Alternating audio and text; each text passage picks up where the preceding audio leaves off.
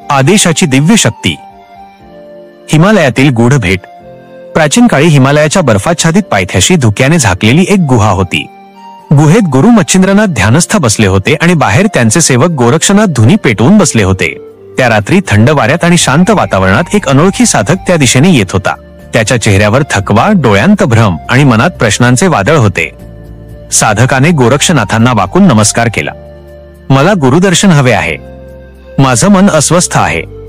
गोरक्षनाथ म्हणाले, गुरूंकडे जाण्याआधी मन शांत कर, कारण त्यांच्या दर्शनाने सत्य उघड होईल. चल आत ये. 2. सत्याचा आदेश.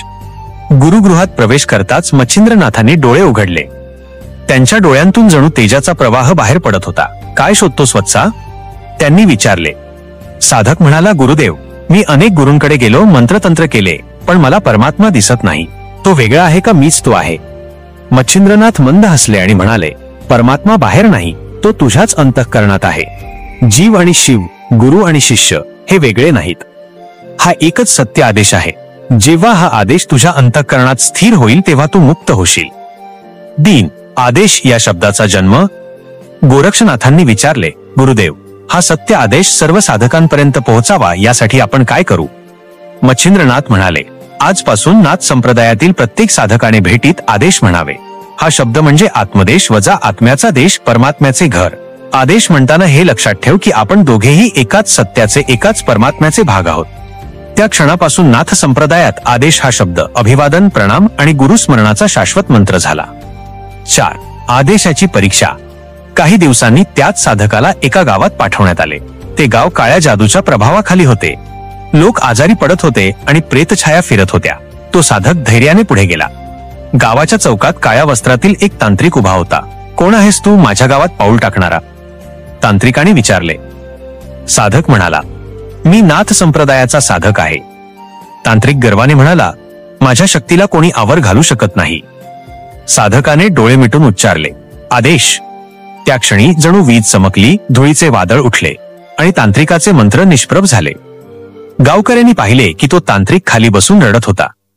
तांत्रिक म्हणाला, या एका शब्दात एवढी शक्ती कशी? साधकाने उत्तर दिले, ही माझी शक्ती नाही, हा माझ्या गुरूंचा आदेश आहे. यात गुरूंचे स्मरण आणि परमात्म्याचा प्रकाश आहे. 5. आदेशाचा प्रसार.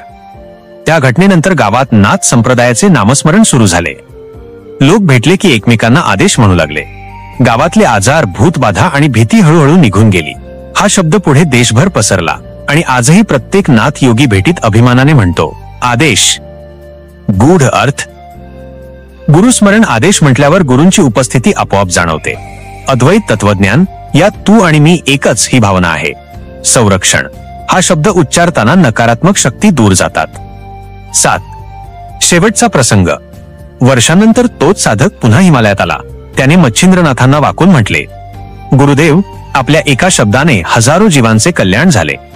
मच्छिंद्रनाथ स्मितहास्य करत म्हणाले, वत्सा, शब्द शक्तिशाली नसतो, त्यामागचे सत्य शक्तिशाली असते. आदेश म्हणजेच त्या सत्याची आठवण. आजही नाथ संप्रदायात गुरु, योगी, भक्त भेटले की फक्त एकच शब्द बोलतात, आदेश. आणि त्या शब्दासोबत येतो गुरूंचा आशीर्वाद, परमात्म्याची जाणीव आणि अदृश्य संरक्षण. नमो आदेश.